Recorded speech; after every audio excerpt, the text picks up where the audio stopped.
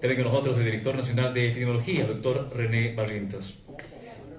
Si todo está listo y con la venia del ministro de Salud y Deportes, vamos a empezar esta conferencia de prensa que también será transmitida por medios estatales y también las redes sociales del Ministerio de Salud y también redes alternas. Ministro, lo escuchamos. Bien, queremos agradecer la presencia de la prensa. Estoy muy contento de ver que ahora sí más o menos están guardando 1 metro entre cada uno de ustedes. No es como hace un pocos días que estábamos todos agrupados de una manera peligrosa. Bueno, gracias por su presencia. El motivo de la reunión con ustedes tiene 2 componentes. Un componente que está despertando algunas interrogantes en el marco del Decreto Supremo 4404, referente a lo que significa el comportamiento que va a tener nuestro Estado boliviano frente a la enfermedad del coronavirus en el marco de este decreto. El otro tema, el segundo tema, que es también algo preocupante, es una denuncia que le vamos a hacer conocer a la prensa. Quiero comenzar a decir que el Decreto Supremo 4404 tiene fundamental causal el de que se establezcan los mecanismos de prevención, de contención, de diagnóstico y tratamiento del coronavirus a través de protocolos mismos del Ministerio de Salud y Deportes, consensuados, acordados, más que consensuados, coordinados con las instituciones departamentales, regionales, como ser las gobernaciones y los municipios. Verán ustedes que a lo largo de lo que yo voy a tratar de explicarles, estamos convocando a todos para enfrentar a esta enfermedad. Ese es el primer concepto. Protocolos para contener, para prever, diagnosticar, tratar la enfermedad. El segundo elemento que tiene este decreto es que el sector salud tiene el componente de la salud pública. Son los hospitales, para que sea entendible, son los hospitales, por ejemplo, del complejo de Miraflores, Hospital del Niño, de la Mujer, de Ojos, el gastroenterológico, el tórax. Son hospitales del sector público. A lo largo y ancho del país hay como 30 o 40 hospitales del sector público, en todos los departamentos. Y ellos cubren a un grupo importante de la población que corresponde no a la seguridad social, que es el segundo componente de esta propuesta. La seguridad social con las cajas de salud es el componente de las prestaciones de salud de corto plazo. Y el tercer componente que proponemos con el decreto es la incorporación cercana, de coordinación con la medicina privada o con la salud manejada por las instituciones de tema privado. Recordamos en el decreto que todo está alrededor de la responsabilidad de la población, del compromiso que debe tener cada persona para consigo mismo y para con su familia. Tratar de que no esperen que se lo hagan por uno, ¿verdad? Todos esperamos que el Estado les demos todo, para todo. En este caso, el decreto propone que la responsabilidad es evidentemente del Estado, pero también de la persona, de la población, del padre, de la madre, de los hijos de una familia. Con tres premisas que ustedes ya conocen por demás, y vamos a seguir siendo con mucha insistencia propiciadores de usar el barbijo siempre, dentro y fuera de la casa, dentro y fuera de las oficinas, dentro y fuera de los hospitales, en las avenidas, en las calles, en las reuniones familiares, siempre usar el barbijo, primer elemento. El segundo es el lavado de manos. Ustedes ya lo conocen, que el agua y el jabón es el principal enemigo del coronavirus. Y el tercer elemento que hace que estas dos anteriores se complementen es guardar las distancias prudentes entre persona y persona, entre 1 a 2 metros, como más o menos ustedes se han distribuido ahora en esta conferencia de prensa. Entonces, estos son los elementos que establece las premisas del decreto. Hay un tema muy importante que ha sido motivo de comentarios de diferentes instancias del quehacer nacional. ¿Cuál es la propuesta real que hace este decreto?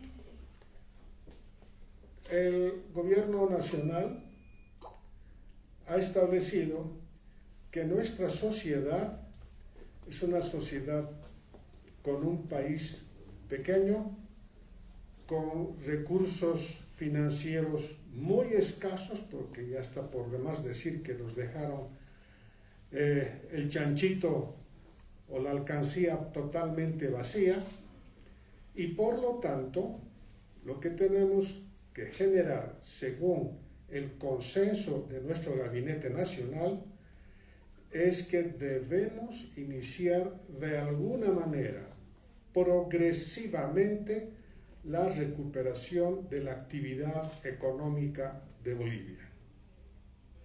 Este decreto, que no está hecho solo por el Ministerio de Salud, sino ha sido elaborado, pensado, analizado por todos los ministerios que constituyen el Gabinete Nacional, tiene una connotación con varios acápites que ahora rápidamente los voy a mencionar.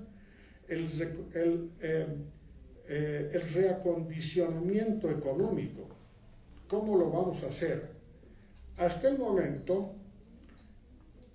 Bolivia estaba absolutamente acorralada por 4 paredes que presionaban al Estado y a la población en general por el tema del coronavirus. Era una nación, una población, un país aprisionado por la enfermedad. Lógicamente, en sus inicios con absoluta razón. Pero no puede haber un país pues permanentemente aprisionado. ¿Cuánto tiempo más los miles de bolivianos que viven al día, que trabajan en la actividad económica independiente, que tienen una fuente laboral que si no los propone hacia la población de más, en sus ventas, en sus compras, no van a poder pervivir como corresponde? Nosotros propiciamos el vivir bien, pero en estas condiciones es muy difícil vivir bien. Por lo tanto, la actividad económica es un poco aflojar estas correas que nos ha propuesto el COVID para que nos podamos mover mejor y generar movimiento económico para las familias del país. Este movimiento económico tiene diferentes aristas. Por ejemplo, actividades culturales. Hemos escuchado la queja de los sectores culturales. ¿Qué pasa con los artistas? ¿Qué pasa con los salones de exposición? Tanto dentro de ambientes cerrados como ambientes externos. Una sala de exposición no es no es ambiente de grandes aglomeraciones, pero estos artistas estaban realmente con las manos atadas. Luego, expresiones culturales al aire libre, algún concierto, alguna participación de grupos musicales, etcétera, etcétera. Los artistas estaban encerrados. Les estamos dando la posibilidad de que culturalmente puedan tener una alternativa de conseguir recursos para supervivencia.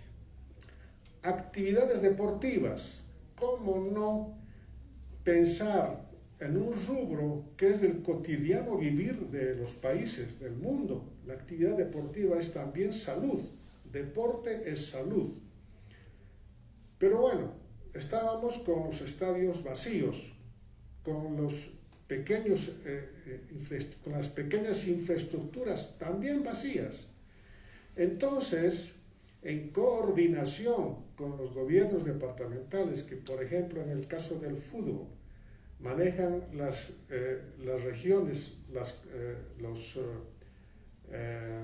asociaciones de fútbol, la Federación de Fútbol, tendrán que sentarse con el municipio o con la gobernación para analizar la mejor forma de permitir que se reciba a los espectadores en los diferentes centros deportivos. Evidentemente, como ustedes bien saben, estos son lineamientos generales, protocolos que se van a consensuar, coordinar con las regiones. Se me ocurre algo, como un ejemplo, les voy a decir un ejemplo. El estadio Hernando Siles tiene aforo de 30.000 espectadores para un evento internacional, por decirles algo. ¿Cómo no quisiera que todos llenemos el estadio Hernando Siles? No se puede, porque el protocolo que se tiene que aprobar, con quien corresponda la administración de los estadios, por ejemplo el estadio Hernando Siles, dirá pues no podrá recibir, doy un ejemplo, el 15% de su aforo. Y la forma de instruir a la población que asista a estos centros deportivos tendrá que ser, entren con orden, habrá mecanismo de orden policial, de orden médico para que los vayan orientando, no a agolparse en las entradas. Una vez que ingresan en forma ordenada, todos con barbijo, ¿no es cierto? Y si es posible portando su chisguetito de alcohol, si es posible sería extraordinario. Una vez que ingresan a los estadios, sentarse dejando espacio de un asiento, cosa que no estén apretados ni agolpados. Y especial mención a la forma del retiro de los aficionados de estos centros deportivos, también tendrá que ser de forma ordenada, siempre orientada por autoridad competente. Entonces, actividades de orden deportivo en ese marco. Yo he dado un ejemplo masivo que es el fútbol, pero hay otros eventos que son de menos conglomeración de gente, que serán también normados para que haya una readecuación de la inactividad de la población frente al deporte. Tenemos que hacer deporte, tenemos que abrir las esclusas con responsabilidad, con orden, con mucho cuidado y con respeto al prójimo. No es cuestión de empujarse, de golpearlo, de molestarlo, haciendo colas irresponsables.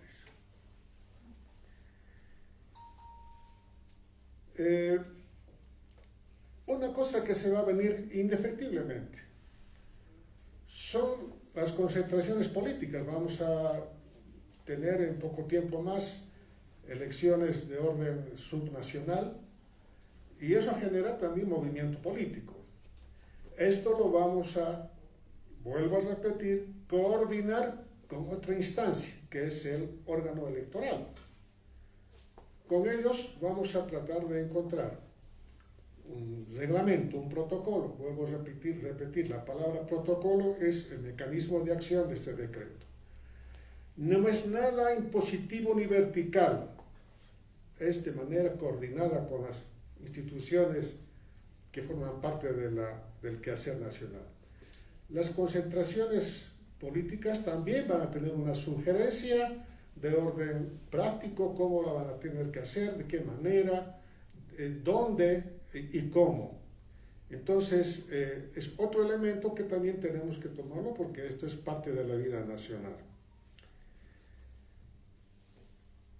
La actividad educativa. La actividad educativa, el Ministerio de Educación, por supuesto, en coordinación con el Ministerio de Salud, va a ir ya pensando en lo que se viene dentro de 2 meses y algo más, o 3 meses, que es el retorno a clases. Y se está analizando conjuntamente esta cartera, cómo se podrá reaccionar cuando se reinicien las clases. Entre tanto, momentáneamente, lo que significa, sobre todo en la educación superior, la educación virtual es la que está funcionando de manera óptima. Nos hemos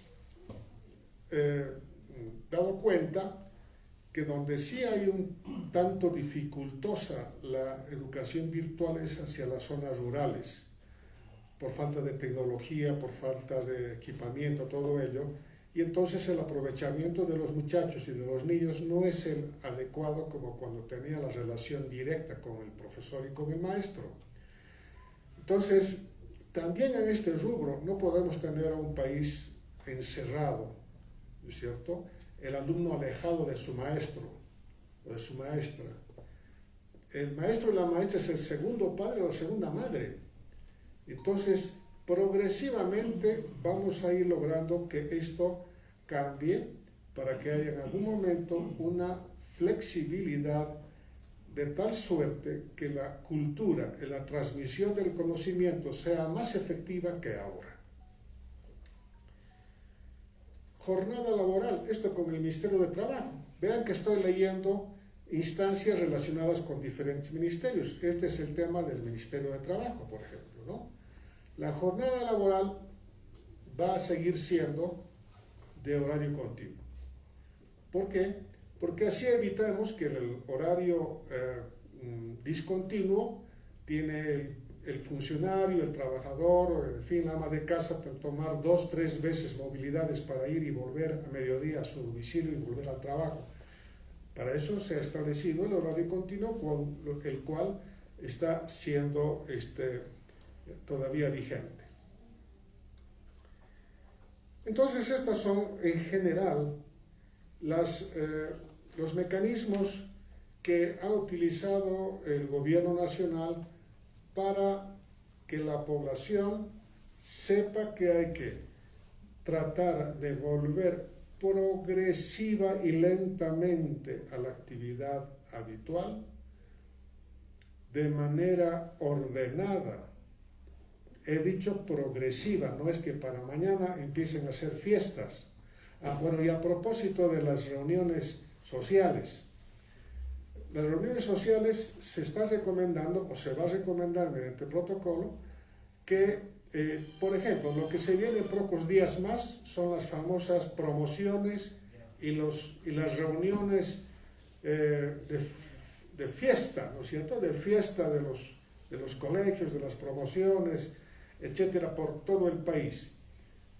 Por ejemplo, se está sugiriendo de que solamente haya el acto académico en un lugar preferentemente ventilado, si es posible abierto, pero no se va a permitir las fiestas que antes eran un mecanismo común, porque esto significará aglomeración indiscriminada, descontrolada, y 10, 20 fiestas nocturnas promocionales al momento, en los fines de semana. Eso es lo que ocurre en diciembre. A partir de la primera semana empiezan a haber las fiestas y es como hongos. Tiene que haber un recato, no es un libertinaje, no. Se puede hacer el acto de graduación reconociendo el trabajo de formación del educando y de los educadores, reconocer su aprovechamiento y darle su diploma, felicitarlo y que se vaya a la casa. Nada más. Entonces, estos son elementos de orden general que ha tocado el gobierno a través de la promulgación del decreto 4404. La segunda parte de esta conferencia de prensa es un tema, después voy a dar respuesta a algunas interrogantes. Quiero ser continuo en mi participación y luego dar respuesta a sus interrogantes. Quiero comentarles con preocupación que ha llegado al Ministerio de Salud documentos oficiales del Ministerio de Transparencia, haciéndonos conocer con mucha preocupación algunas actitudes administrativas de la Caja Nacional de Salud, sobre todo en el ámbito de la región de Santa Cruz. Puntualmente se han hecho conocer al Ministerio de Salud compras de equipamiento médico, compras de ambulancias, compras de terrenos en Santa Cruz, compras de equipamiento de resucitación, de una manera tal que cuando analizamos los documentos que obtuvimos, ya haciendo una pequeña investigación, porque esto nos llegó recién en las últimas 48 horas, la información profunda no la tenemos, pero tenemos como Estado una instancia que es fiscalizadora de las cajas de salud. Es el ASUS, que es la oficina, la unidad de control y supervisión de las cajas de salud. Esta entidad, con esa misión de investigar, de fiscalizar, le estamos instruyendo que se proceda a la investigación profunda de estas denuncias que nos han hecho llegar autoridades oficialmente competentes. Y nosotros no vamos a permitir actos de corrupción. Vamos a ser implacables con aquello que implique el gasto inadecuado de recursos en detrimento, en este caso, de la población asegurada, o de cualquier otra instancia que no sea de las cajas, puede ser de algunos centros del sector público, exactamente lo propio. Tenemos que reforzar, y lo vamos a hacer, y este es un mecanismo de información que hemos obtenido para enfrentarnos a los actos de corrupción que no serán tolerados por nuestro ministerio. Bueno, estas son las razones por las cuales quisimos convocarlos. Ustedes deben tener algunas preguntas y estamos prestos a poder responder. Nos mantenemos en los lugares, por favor.